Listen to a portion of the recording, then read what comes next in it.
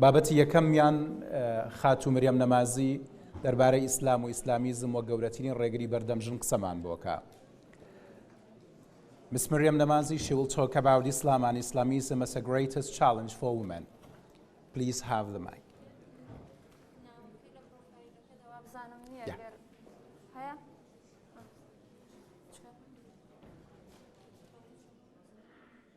Hello, everyone. English, it's okay?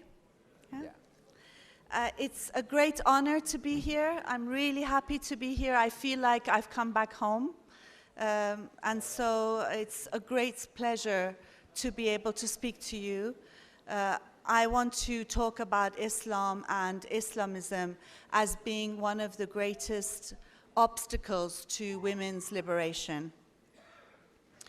The first time I realized that Islam and Islamism, or political Islam, hates women is when I was 12 years old. Before that, my family was secular. Some prayed, some didn't. Some fasted during Ramadan, some didn't. Most women in our family were unveiled.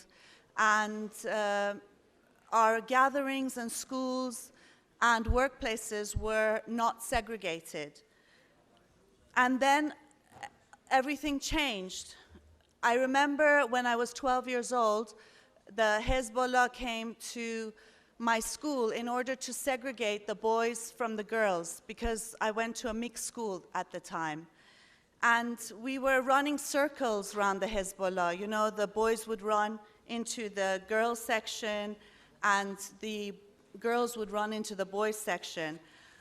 But it was the idea that because we're girls, even though we were children, that we are the sources of fitna in society. And it was the beginning of the Islamic regime's imposition and suppression of a left-leaning revolution against the Shah's dictatorship, and also the beginning of the notorious morality police. As you all know, in one of the hadiths, Muhammad, Islam's prophet, says, "I have left behind no fitna more harmful to men than women." And this hatred of women is a recurring theme in all major religions. There is a Jewish prayer which is recited by men that says, "Blessed are you, Lord, our God, ruler of the universe, who has not created me a woman." In the Bible, for example, it says, "I do not permit a woman to teach or to have authority over men. She must be quiet." And this is something we see in all religions, Hinduism, Buddhism, and on. The US suffragette, Elizabeth Stanton, she once said that every form of religion which has breathed upon this earth has degraded women. Women are very often the first targets of any religious right movement, like the political Islamic movement. And it always shows a sign of worse things that are to come. And that's why there is a saying which says that every society, its freedom is measured by the freedom of women. For those who see the surface of things, there is an apparent contradiction. On the one hand, we have Islamic laws and states which are truly the beginning of the end of women's rights.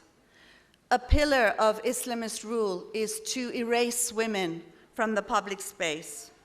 There is an artist, Philip Toledano, and he's done a series on Iranian censorship of women, and it's called Portraits of Absence. And it shows how black markers erase women's bodies from packaging and adverts. And if you think about it, the chador or the burqa or the niqab, these are fabric versions of this erasure of women from the public space, disappeared, devoid of humanity. like the disappeared of Argentina or those massacred by the Iranian regime during the 80s and buried in mass graves in Khavaran. A perfect world for the Islamists is a world that is devoid of women in the public space. Bound, gagged, not seen, and not heard. As Egyptian writer Mona El-Tahawi says, all religions are obsessed with women's vaginas, and women are traumatized into feminism. So on the one hand, we have the Islamist movement trying to erase women from the public space, and on the other hand, women are everywhere, making sure we are seen and heard. And of course, today, this is a perfect example of women's presence and resistance, the founding Congress of Enlightenment Feminism. And there are other examples, like nude protest, which tries to defend women's bodies and sexualities vis-à-vis the hatred of Islamists of women's bodies, or the unveiling movement in Iran, even though veiling is compulsory in that country. There is even an application to warn women of where the morality police are in order so that they can protect themselves.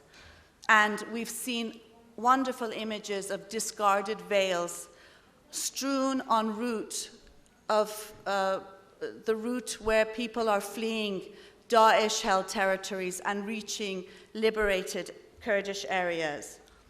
There is also these iconic photos of women taking off these black shrouds and the burst of color, and Kurdish fighters breaking down signs of Daesh telling women that they must wear a mobile prison.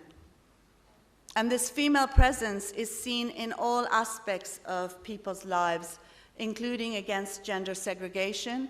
For example, the campaign of women in Iran to end the ban of women's entry into stadiums, and of course against Sharia law, particularly its family code. From Algeria to Rojava, where Sharia law has been banned, to Britain, where we are fighting against Sharia courts there. The protests in Afghanistan are another great example of this. You have women in Kabul with signs saying, "The dirty hands of the merchants of religion need to be cut from our lives in order to defend women's rights and lives." So those who are looking only on the surface credit wrongly Islam and Islamism. So in Iran, we will hear that it is the reformist faction that is helping women and their rights. And for me, I can't tell the distinction between the reformists and the conservatives. There's a very helpful chart in case you can't as well.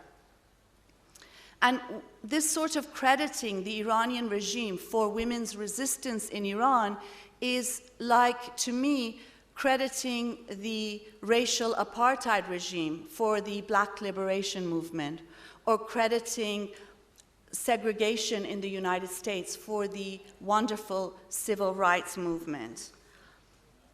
I think this is an absurdity, and it's only possible today because we live in a world of identity politics and cultural relativism, which no longer acknowledges citizens and human beings, but homogenized religious identities, which very often coincide with the demands of the Islamists and the ruling elite. And this is why everything from gender segregation to the veil to Sharia law is sanitized and legitimized at the expense of women's rights. And we often hear how criticism of Islam or Islamism is considered Islamophobic. I think this is a political term to scaremonger people into silence. We're also accused of hurting public sentiment, as if the public is one mass and doesn't include countless individuals with countless different sentiments and opinions. Only in a world where identity politics reigns supreme can Islamic feminism be taken seriously or have any credence.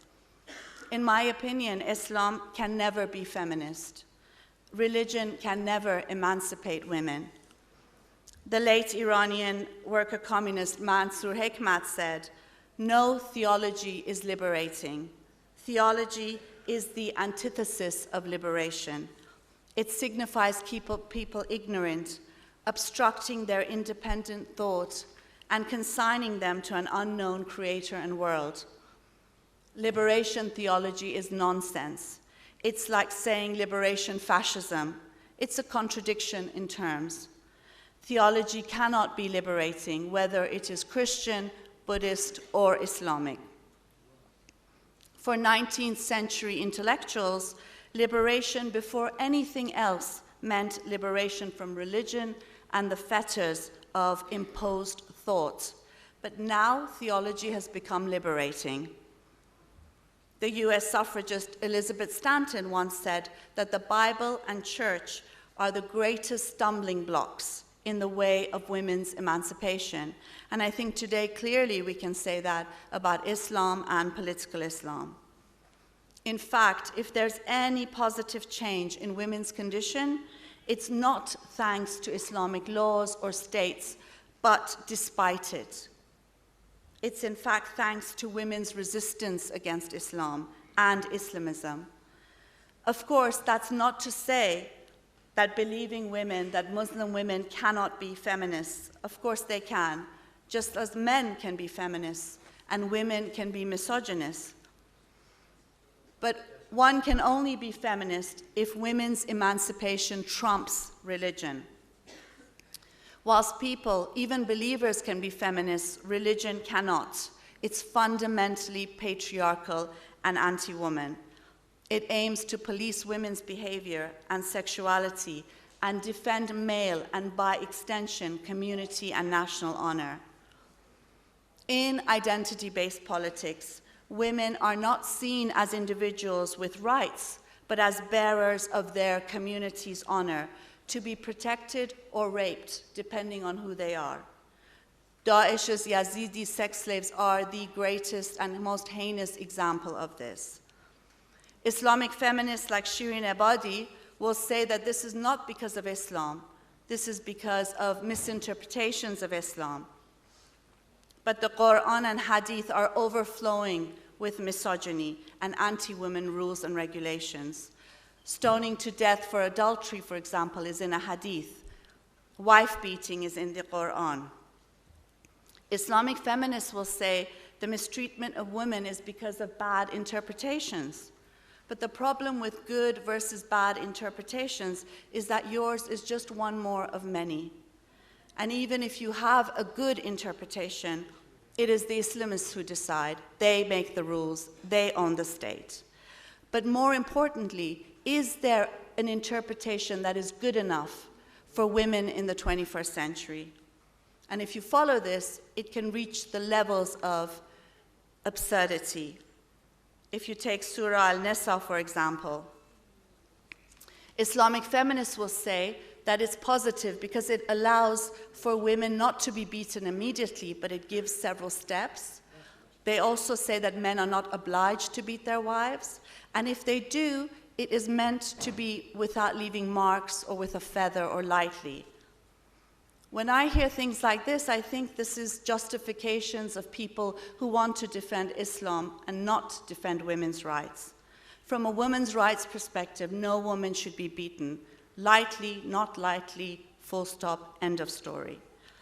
If you want women's liberation, you cannot leave women's rights and lives at the mercy of Islamic rules and interpretations. I think you have to choose. You choose either between defending women's rights or defending Islam. You can't defend both because they are contradictory to each other. I think when we speak about the fight for women's liberation, it's a fight against political Islam, of course, but it's also a fight against Islam. Also, it's a fight for secularism, the complete separation of religion from the state. Secularism is a precondition for women's emancipation. It's a woman's issue. To end, I just want to say that rather than justifying good versus bad interpretations of Islam, or siding with so-called moderate or reformist sections of the Islamists versus the conservative and extremist factions. We should instead defend citizenship rights irrespective of people's beliefs. After all, we have to remember that rights are for people, not for religions and beliefs.